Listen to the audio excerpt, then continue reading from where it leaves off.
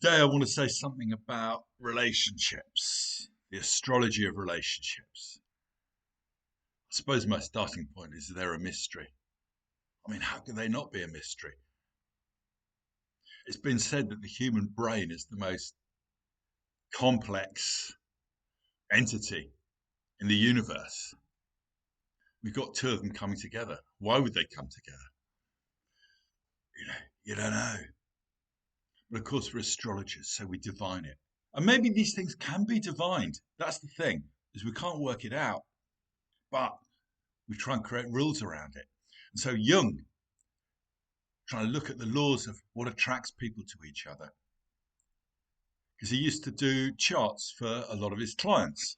That would help him. He kept quiet about it because he wanted to be taken seriously as a scientist. But do them nevertheless he did, and it would get him, you can diagnose a lot more quickly. You don't have to listen for 6 months. You know where to go. But he looked at the classic sun-moon interactions that you get in relationships. My sun sextile your moon, and your sun conjunct my moon. Those are sort of classic synastry aspects you get when people are married or in a relationship or whatever. And so he got a load of these. And he found it kept coming true. He goes, good, we can prove it. Yeah, if it keeps coming true, well, then we can prove it. And so he did a statistical test, and it just broke down. Yeah, it would no longer work. And you get that time and again with astrology. When you try and reduce the voice of the gods to human rules, they no longer speak, and they do something. The universe shifts. Maybe what was true is no longer true. Who says things have to remain the same and the laws have to remain the same? So it's a mystery. But I think these rules do work, providing you hold them lightly. In a way, that's the territory I'm starting in on here today. What attracts people? Well, one thing is the 7th and 8th houses. The 7th house is the house opposite the house of the ascendant. The ascendant is me and how I express myself. So the opposite place, which is the 7th house, is others, how you attract others. And then the 8th house, that's known as the house of the bedroom, the house of sex and death. That's where you merge. That's where you and the other merge. So that's where the cat's just coming up to say hello to me. No, he's walked by me. I never know with this cat. But sometimes he won't eat until he's had a good scratch and a stroke, and then he'll go off and eat. It's almost part of the ritual. But coming back to charts, there you can see he's climbed up behind me. He's gone for a drink of water.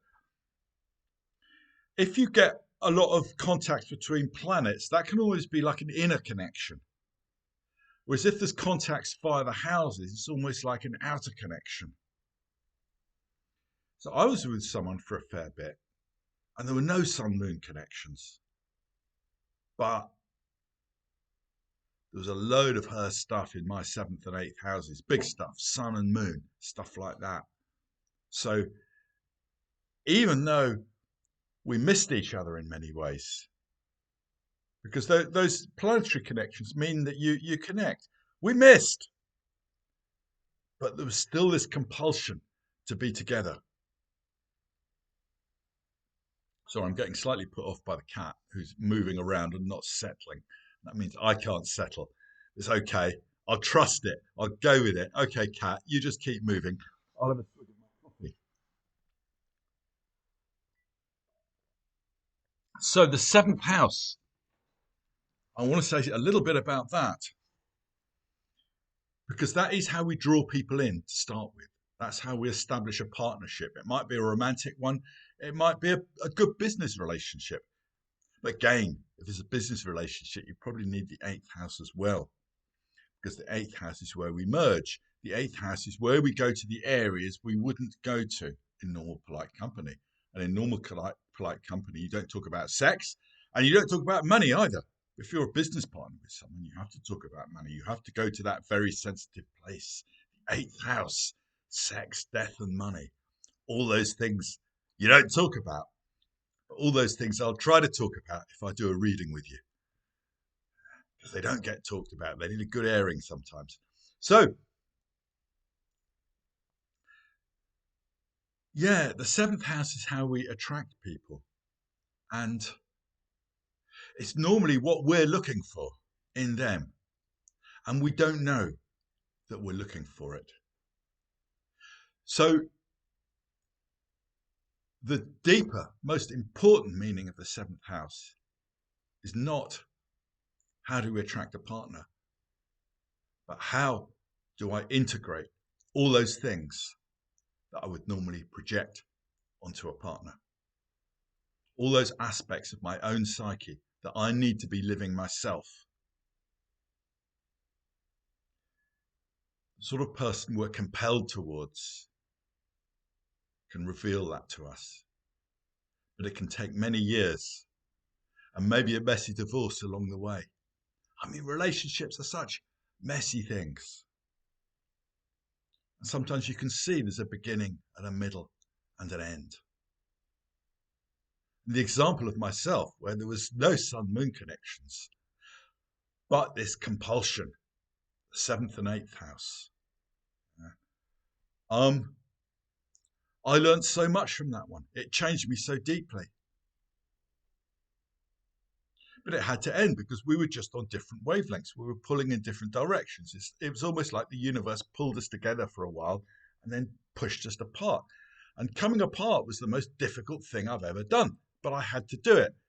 And in making that happen, and it took me 5 years, I owned something, or I started to own something. I started to claim something in myself that I'd been projecting. And maybe that's the only theme I'm going to say today, because the time's going. I only have 10 minutes, and the cat interrupted me.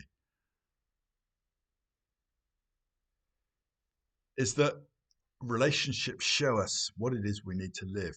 Now, sometimes that can happen during the course of relationships. Yeah. You start to live that which the other person was living for you. Maybe it's your own creativity.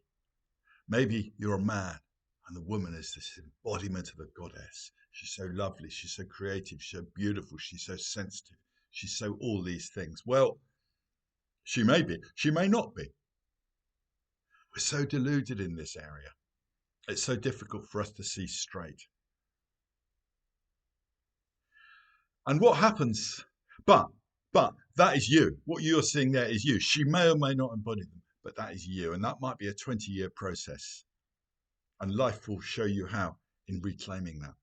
Now, I think often what happens is you meet someone and you're attracted and you each unconsciously edit yourself so that you become what the other person needs you to be. And you've probably noticed yourself doing this. You start restricting yourself in certain ways. You sort of have to, well, you have to put that in the cupboard now and that in the cupboard because I'm with someone, I'm proper, I'm committed, and all the rest of it. And you can sacrifice things that you shouldn't sacrifice because you want something. You want to own your fantasy. You make a sacrifice to do that. And of course, there's genuine connection as well. There's layers and layers of stuff. But then when you've each edited yourself to become what the other person needs you to be, it's like you fit together, a key in the lock, a hand in a glove. It's like you fall in love. Yeah? You've met your soul partner. Yeah? You're meant to be together. Well, you probably are meant to be together. I don't think we end up with people unless we're kind of meant. It's almost like the universe shoves us together. But I think it's always for a reason. And then eventually, one person starts to wake up and the trouble begins. Maybe I'll continue with that in part 2.